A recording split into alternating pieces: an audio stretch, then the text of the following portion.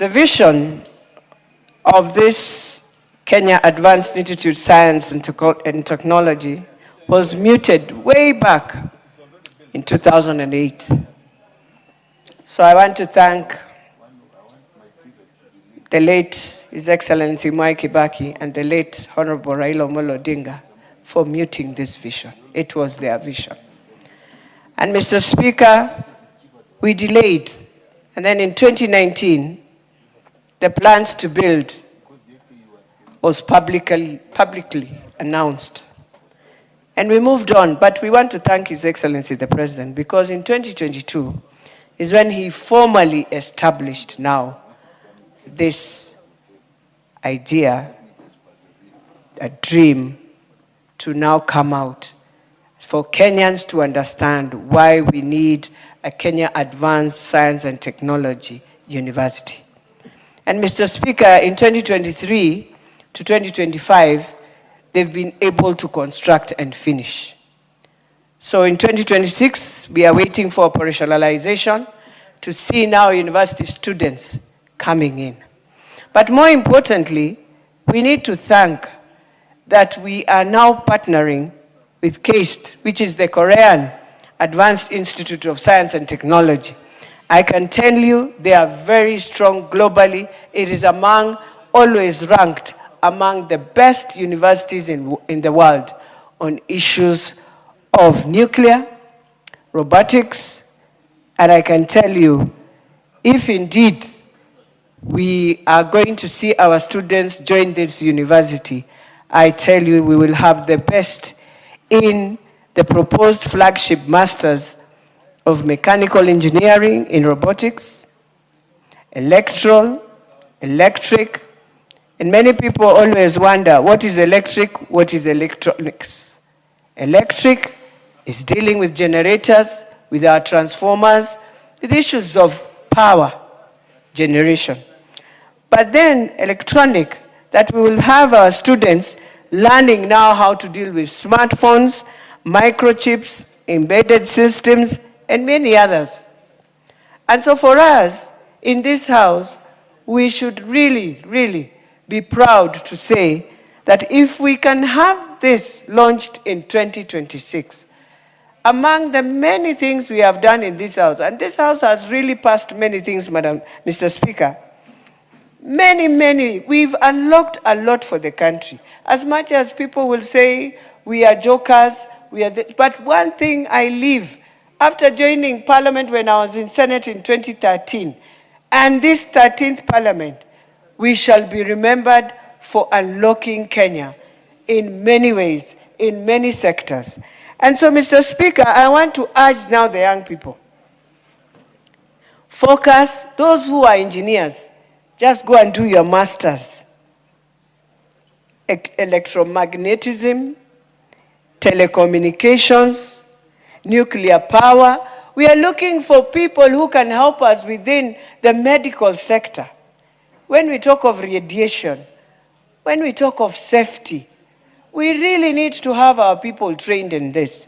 And so, Mr. Speaker, I am hoping that we will take advantage. If there is a university that is good in AI, it's this University of Korea. It is among the best. If there is a university that you can learn how to deal with safety of radiation, radiology of cancer, it is this university. So for me, while I support the report, I am supporting the report because I know this is going to really change the whole idea of how we look at things, how we look at science. And we've been very low in research. You realize most of the universities have gone really down. And therefore, that bill of education, we need to really do the amendment to reorganize back the structures of our education system, the way they used to be those days. And I'm hoping we shall never change a university based on their charter just to make it a university. That is where we went wrong on the education system in higher education. And so when we find ourselves with CBE, let us try and reorganize back the system. If it is diploma, let them go to TVET. certificate. Let them start at the right level. Let university be university. People will say, oh, it will be unique, it will be special. It is supposed to be special because that is where the minds and the brains must go for this country. So we cannot run away from that. But the most important thing, all of this are our children. If a child will want to advance and get to university, let them start at the right level. Let them move. And I can tell you, we'll find ourselves going back to the days when you entered university and you will feel you've come to learn. Today I can tell you, Mr. Speaker, when you look at the way we are doing, even when we go back for our parallels, we wonder. We ask ourselves whether this is the same university we went through, you know. And I'm hoping we can also reorganize the infrastructure in the universities, that they can have and enjoy the way we enjoyed. We used to have a good mess for food. You know, we've just left our children. That's why even they wonder, how are we moving to this world to take care of Kenya? How? Yet when they go out and see the other universities across the world, there is a huge difference.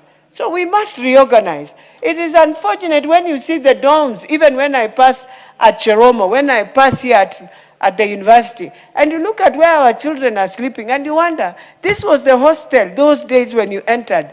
You respected that hostel. Today, the curtain is the bed cover. In fact, and the window is gone. Painting is no longer there. The university looks worse than where the child came from high school. In high school, CDF has helped the schools, they are looking better. This university looks, you even wonder, have they gone for knowledge? Have they gone for torture? What are they gone for? And so even as the university, we cry for lecturers, it is time we cry for the infrastructure to be redone. We are doing affordable housing. Let those who are doing affordable housing go and do social corporate programs just to reorganize the universities also. It is important for our own children, for them to understand when you are at the university and you've come from Turkana, there is a difference. Not the way we see the things we see today. So, Mr. Speaker, I know this will be a very unique university, but also let us not turn it around and make it a profitable university where now the poor cannot afford to go and do their masters. Let us not try and do that also. Let us make it a university of merit. That I've come from JKUAT, I'm an engineer, I can go there and just do my masters. Let us not make it again a profitable university. So, Mr. Speaker, as I finalize, I just want to plead with the university management teams. You have land, you have property. You can also think how to use this property, Mr. Speaker, to reorganize back the universities.